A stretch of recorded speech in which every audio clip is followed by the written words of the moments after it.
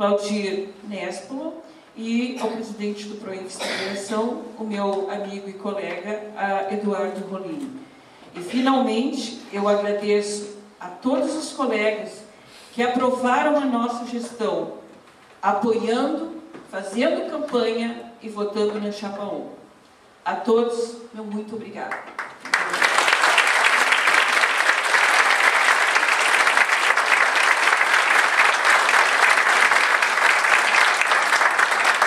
Após o encerramento desta Assembleia, convidamos a todos para o coquetel de confraternização no hall deste auditório, onde a presidente e conselheiros receberão os cumprimentos.